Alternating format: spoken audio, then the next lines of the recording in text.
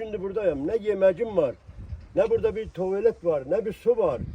Hiç tadımız yoktur. Kalmışık biz burada. Elimizi, yüzümüzü yumağa su tapamırıq burada yuyak. Biz alan 4 gündür burada gelirik. Biz elə de valla kiraya vurmamışıq burada. Gelirik burada hamısını xəşləyirik.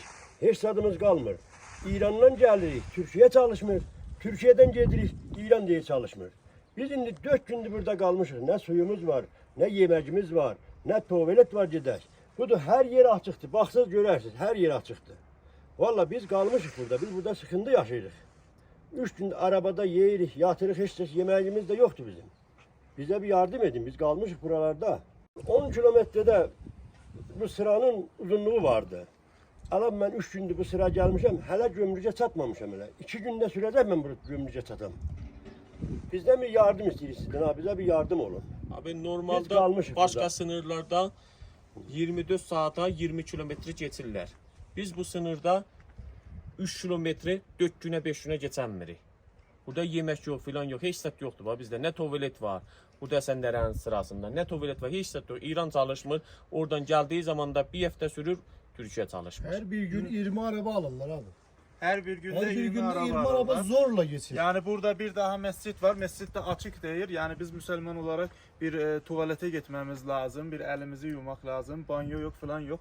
Biz 4 günde şimdi buradayız. 10 kilometre sefer var. Ne zaman sürecekti bu sefer? Sef yani şimdi 2 gün 3 gün çekir biz gömrüke giyek. Neden işlemiyorlar? Yani arkadaşım söylediği kadar Dilicun'da, Gülbulak'ta bu sıranın 5 beraberi de olunca bir günde 2 gün yarımda hepsi geçiyor gidiyor. Sadece biz geliyoruz ki burada emniyet olarak rahatçılıkla geçer ama olmuyor. Neden olmuyor, neden çalışmıyorlar bilmiyorum. Şimdi ben özüm 4 gündür buradayım. Hala parkinge geçmemişim. Parkinge geçenden sonra bir günde çekecekti parkinge geçme, o gömrükün içine geçmek. Gömrükün içinde de fazla ölçür.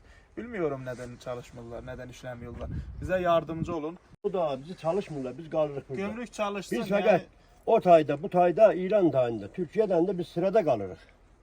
Burada Bir iyi ala bir bir büyük tane parking yükü- olması lazım. Parkingin içinde tuvalet, banyo falan olması lazım.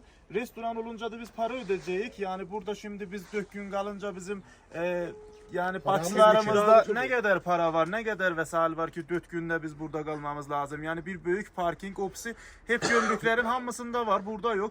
Yani bir gömrük olması lazım. Kendinizden hatır, bizden sonra Türk vatandaşları da geliyor. Burada biz yine hem sıra çekiyor, fark etmiyor. Yani orada kalması lazım. Biz parkingi de yerleşek, bu tür yavan ortasında kalmıyor. Gömrükün de çalışması lazım.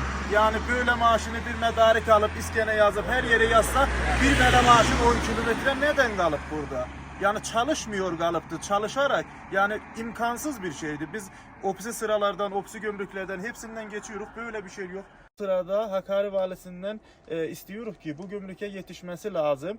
Burada yani GTI şirketi falan biz yani geçiyoruz, tanıyoruz hepsini.